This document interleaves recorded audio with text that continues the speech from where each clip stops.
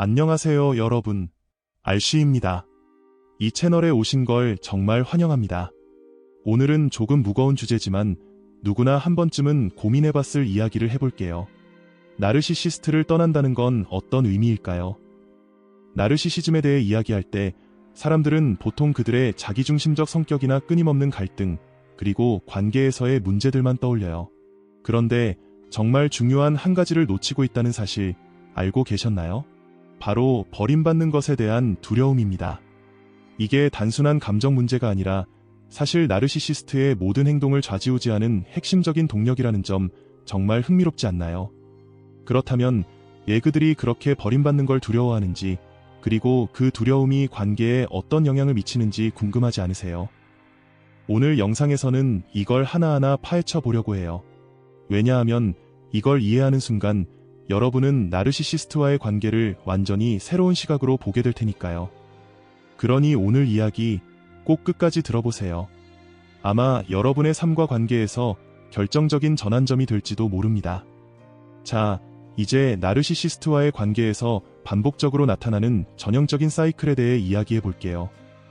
이 사이클을 한번 잘 들여다보세요. 이상화, 평가절하, 버림, 다시 끌어당김.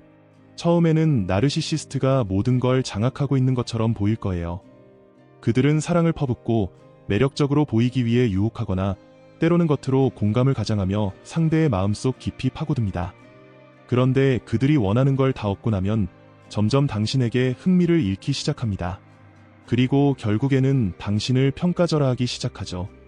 이 단계에서 드러나는 건 바로 그들의 멸시와 친밀감의 부재입니다. 나르시시스트들에게는 쫓는 과정이 관계에서 가장 흥미로운 부분이에요. 그 과정이 끝나면 본인 스스로 떠나거나 떠날 것처럼 위협을 하기도 합니다. 놀랍게도 나르시시스트를 떠나는 쪽은 오히려 상대방인 경우가 많아요. 그리고 그 빈도는 생각보다 훨씬 높습니다. 왜냐하면 오늘날 사람들은 나르시시즘과 나르시시스트적 학대에 대한 인식이 높아지면서 이런 관계에서 벗어나는 게 더 이상 불가능하지 않다는 걸 깨닫고 있기 때문이에요. 하지만 나르시시스트들은 자신이 버림받는 걸 극도로 싫어합니다. 왜냐하면 그것은 그들이 이야기의 주도권을 잃었다는 걸 의미하고 자신이 누리던 편리함, 인정, 그리고 권력을 잃는다는 두려움 때문이죠. 그래서 나르시시스트가 버림받았을 때의 반응은 정말 다양합니다. 먼저, 분노입니다. 너 정말 나 없이 잘 살 수 있을 것 같아? 이렇게 화를 내며 상대를 몰아붙이는 모습을 보이죠. 또 하나는 비웃음입니다. 상대를 조롱하거나 깎아내리면서 사실은 자신을 방어하려는 행동이에요. 그리고 때로는 무관심으로 보이기도 합니다. 마치 아무렇지 않은 척, 괜찮은 척 행동하면서요. 그런데 많은 사람들이 간과하는 사실이 하나 있어요. 바로 나르시시스트들도 버림받는 것에 매우 취약하다는 점입니다. 우리는 보통 버림받음을 더 연약하거나 절망적인 성격, 혹은 정신건강 문제와 연결짓곤 해요. 그래서 나르시시스트는 너무 차가워서 이런 감정을 느끼지 않을 거라고 생각하죠. 하지만 사실은 그렇지 않아요. 버림받음이라는 건 해석의 문제이기도 합니다. 예를 들어 누군가 잠시 여행을 간다거나 일을 하러 간다거나 그냥 집으로 돌아가는 상황조차도 나르시시스트에게는 원초적인 두려움을 불러일으킬 수 있어요. 그 순간의 분리가 그들에게는 너무도 본능적으로 불안을 자극합니다. 나르시시스트는 다양한 심리적 이유로 인해 이 버림받음을 잘 조절하지 못합니다. 심리학에서 흔히 이야기되는 애착 이론을 들어보셨나요? 이 이론에 따르면 나르시시스트 성격을 가진 사람들은 대개 불안형, 혼란형 또는 회피형 애착 스타일을 가지고 있다고 해요. 이런 애착 스타일을 가진 사람들에게는 다른 사람과 안정적으로 관계를 맺는 것 자체가 원초적으로 굉장히 어렵습니다. 그래서 누군가 떠나는 순간 그 불안감이 한꺼번에 폭발하는 거죠. 쉽게 말해 나르시시스트에게 헤어짐은 단순한 이별이 아니라 그들의 내면 깊은 곳을 건드리는 커다란 위협인 셈이에요. 혹시 여러분 중에 나르시시스트와의 관계를 경험하고 있거나 과거에 그런 관계를 겪어본 분 계신가요? 그렇다면 지금부터 이야기할 패턴을 들으며 고개를 끄덕이실지도 모르겠어요. 나르시시스트와의 관계에서 어쩔 수 없이 며칠 혹은 몇 주 동안 떨어져 있어야 하는 상황이 생겼다고 해요. 출장, 여행, 혹은 가족 문제 처리 등 다양한 이유로요. 그런데 출발일이 가까워질수록 어떤 일이 벌어질까요? 그 관계는 점점 더 긴장 상태로 변하기 시작합니다. 나르시시스트는 점점 더 초조해지고 사소한 문제를 가지고 다투기 시작하죠. 관계는 점점 더 힘들어지는 쪽으로 흘러갑니다. 여러분은 이렇게 생각할 수 있어요. 떠나기 전 마지막 며칠이나 몇 시간만이라도 좋은 시간을 보내고 싶다. 하지만 이상하게도 여러분이 노력하면 할수록 상대방의 행동은 더 나빠집니다. 심지어 공항으로 가는 길이나 출발 직전에 큰 싸움으로 번지기도 하죠. 놀랍게도 여행이나 일정이 끝나고 다시 만났을 때도 상황이 크게 다르지 않을 수 있어요. 다시 만나면 서로 끌어안으며 반가워하기는커녕 나르시시스트는 어딘가 소극적이고 거리감 있는 태도를 보일 가능성이 높습니다. 이런 패턴은 불안형, 회피형, 혹은 혼란형 애착 스타일을 가진 사람들에게서 흔히 나타나는 특징이에요. 그들의 내면에는 곧 떠날 것이다라는 사실이 불안을 자극하고 다시 만났을 때는 날 두고 떠난 것 자체를 용납할 수 없다는 분노가 자리 잡습니다. 이런 감정은 심지어 떠난 사람이 본인일 때도 똑같이 작용합니다. 사실 누가 떠났든 상관없어요. 누군가와 헤어진다는 것 자체가 그들에게는 큰 위협으로 느껴지기 때문입니다. 여기서 중요한 건 버림받음이 나르시시스트에게는 원초적인 경험이라는 점이에요. 건강한 관계에서는 잘 다녀와, 나중에 연락할게, 이런 간단한 인사와 함께 서로의 신뢰를 확인하고 안심할 수 있죠. 하지만 나르시시스트는 이런 감정을 느끼지 못합니다. 그들에게 이별은 마치 아기가 엄마가 방을 떠났을 때 느끼는 공포와 같아요. 아기는 엄마가 자신과 분리된 존재라는 걸 이해하지 못합니다. 그래서 엄마가 없어지면 마치 자기 일부가 사라진 것처럼 느끼죠. 나르시시스트는 성인이지만 이런 원초적인 감정을 내면 깊숙이 간직하고 있습니다. 그래서 누군가 떠나거나 그들이 떠나는 상황이 발생하면 그들은 이를 거대한 재앙처럼 받아들이게 됩니다.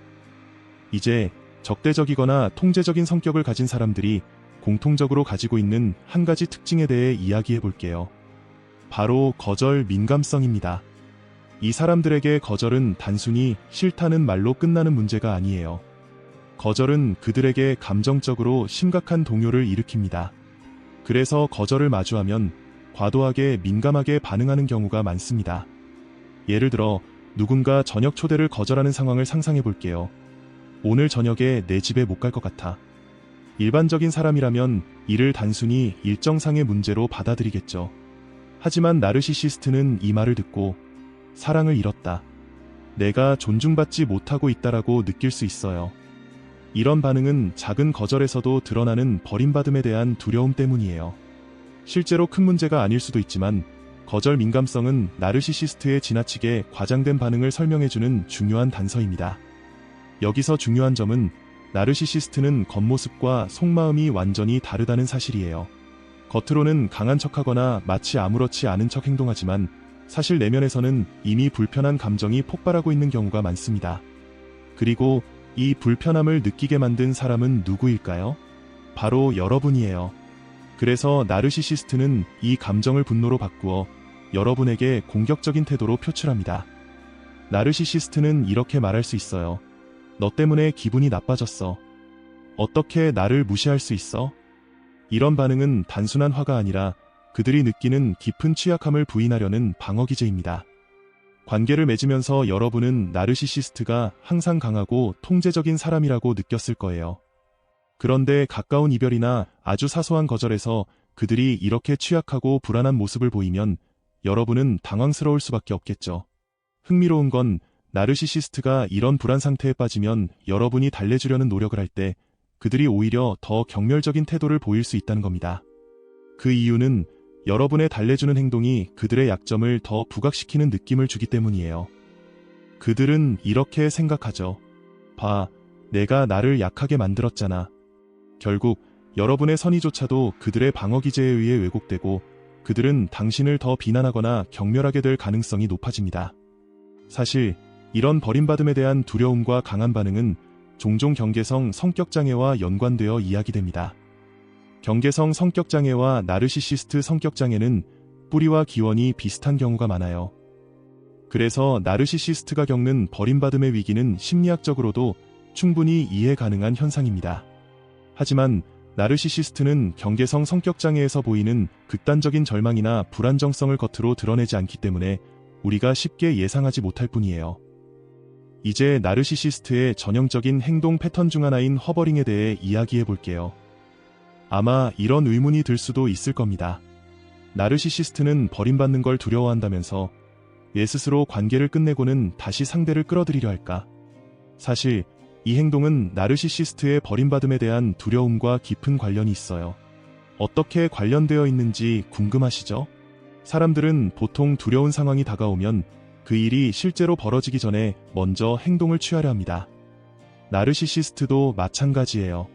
자신이 버림받을 것 같다는 공포가 엄습하면 그 두려움에 휘둘리기 전에 상대를 먼저 떠나버리는 것이죠. 이렇게 하면 그들은 이야기의 주도권을 자신이 쥐게 되고 두려움을 통제할 수 있다고 느끼는 겁니다. 비유하자면 공포 영화에서 깜짝 놀라는 장면을 예측하고 먼저 눈을 감아버리는 심리와 비슷하다고 보면 이해하기 쉬울 거예요. 그런데 흥미로운 건 이렇게 먼저 떠난 나르시시스트가 다시금 상대를 끌어들이려 한다는 점이에요. 왜 그럴까요? 이건 매우 원초적인 심리적 시도라고 볼 수 있습니다. 떠난 뒤 나르시시스트는 이런 감정을 느낍니다. 내가 내던진 관계를 다시 회복할 수 있을까? 그 사람을 다시 내 손안에 둘 수 있을까? 이 순간 나르시시스트 특유의 혼란스러운 행동이 나타납니다. 가, 오지마, 아니야, 다시 와, 다시 떠나. 이런 혼란스러운 반복은 나르시시스트와의 관계에서 흔히 나타나는 패턴이에요. 이제 허버링이 왜 시작되는지 이해가 되셨을 거예요. 나르시시스트는 떠난 뒤에도 상대를 다시 끌어들이려는 행동을 합니다. 그리고 여러분은 이런 태도에 설득당할 수도 있어요. 결국 관계는 다시 원점으로 돌아가고 그 끝없는 사이클이 반복됩니다. 이걸 이해하기 쉽게 예를 들어볼게요. 아이와 엄마의 관계를 떠올려 보세요. 아이가 엄마를 화나게 해서 엄마가 잠시 자리를 떠나는 상황이 있다고 가정해 봅시다. 그 순간 아이는 그제야 엄마를 다시 끌어들이려 하죠. 엄마, 다시 와. 허버링은 이와 비슷한 심리에서 비롯됩니다. 나르시시스트가 이렇게 반복해서 관계를 떠나고 다시 끌어들이는 이유는 무엇일까요? 그건 버림받음에 대한 근본적인 두려움 때문입니다. 나르시시스트는 다음과 같은 것들이 사라지는 것을 극도로 두려워합니다. 첫째, 인정입니다. 자신이 중요하고 특별하다는 감각이 사라지는 걸 견딜 수 없죠. 둘째, 나르시시스트적 공급입니다. 타인으로부터 받는 주목, 칭찬, 그리고 에너지가 그들에게는 생명줄과도 같습니다. 셋째, 통제입니다. 관계 속에서의 권력과 주도권을 잃는 건 그들에게 가장 큰 위협으로 다가옵니다.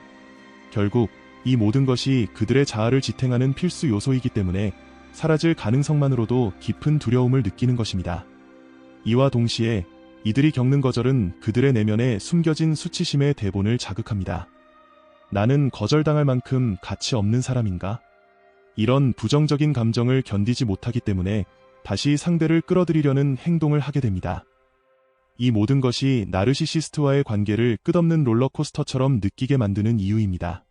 떠나고, 다시 돌아오고, 또 떠나고. 이 패턴을 이해한다면 나르시시스트의 행동이 단순히 혼란스럽기만 한 게 아니라 그들의 심리적 두려움에서 비롯된 것임을 알 수 있을 거예요. 이쯤 되면 이런 질문이 떠오를 거예요. 버림받음에 대한 두려움을 어떻게 극복할 수 있을까요? 이 두려움을 없애는 해답은 무엇일까요? 답은 의외로 간단합니다. 세상 속에서 안정감과 안전함을 느끼는 것이에요.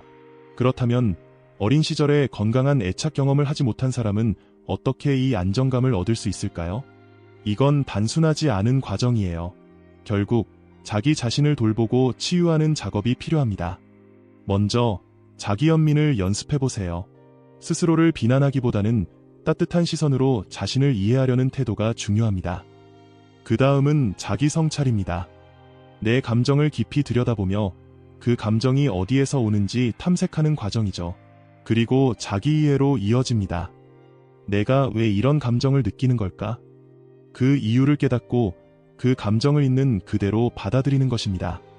하지만 무엇보다 중요한 건 감정은 무서운 것이 아니라는 사실을 스스로 깨닫는 것입니다. 감정은 단지 지나가는 파도일 뿐 우리는 그 파도 위에서도 충분히 안전할 수 있다는 걸 기억하세요. 물론 이런 과정은 쉬운 일이 아닙니다. 하지만 많은 사람들이 성인이 된 이후에도 이런 심리적 작업을 통해 스스로를 안전하게 만드는 데 성공했어요. 하지만 나르시시스트에게는 이런 작업이 거의 불가능에 가까워요. 왜냐하면 나르시시스트는 세상을 끊임없는 위협으로 느끼기 때문입니다. 나르시시스트를 항상 위협을 느끼는 사람이라고 생각해보세요. 심지어 아무 일도 일어나지 않을 때조차 나르시시스트는 스스로 뭔가 다가오고 있다는 느낌을 만들어냅니다. 그리고 그 위협의 목록에서 버림받음은 항상 맨 위에 자리 잡고 있습니다. 혹시 여러분 중에서 나르시시스트와 결혼한 분이 계신가요? 그렇다면 이런 상황을 겪어보셨을지도 몰라요. 여러분은 결혼 생활 속에서 스스로 이렇게 다짐할 수 있습니다. 난 이혼하지 않을 거야. 난 이혼을 믿지 않아. 우리는 아이도 있고 돈 문제도 얽혀 있고 내 문화와 종교에서도 이혼을 허락하지 않아. 어떻든지 이 결혼을 지킬 거야. 그런데 나르시시스트 배우자는요? 그들은 오히려 이렇게 말할 겁니다. 이혼할 거야. 변호사 부를 거야. 난 떠날 거야. 이건 단순히 감정적으로 휘두르기 위한 말이 아닙니다. 이혼을 위협하는 건 가스라이팅의 한 형태예요. 나르시시스트는 이런 말을 통해 상대를 긴장하게 만들고 상대가 이 사람이 정말 떠날 수도 있겠구나 라고 믿게 만들어 관계의 주도권을 잡으려는 의도를 가지고 있습니다. 이런 상황이 계속되다 보면 여러분은 어느 순간 이렇게 말하게 될 수도 있습니다. 그래, 내가 원한다면 이혼하자. 이제 더 이상 못 참겠어. 놀랍게도 그 순간 나르시시스트는 이렇게 반응할 가능성이 높습니다. 뭐? 내가 무슨 말을 하는 거야? 이혼이라니? 우리 고칠 수 있어. 이게 바로 나르시시스트의 버림받음 대본이 작동하는 순간이에요. 그동안 그들은 이혼이라는 위협을 통해 관계를 통제해왔습니다. 하지만 막상 여러분이 그 통제를 넘겨받는 순간 그들은 혼란에 빠지게 됩니다.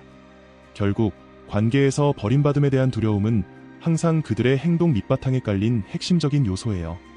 오늘 이야기가 나르시시스트의 성격적 취약점과 그들의 행동 패턴을 이해하는데 조금이라도 도움이 되었기를 바랍니다.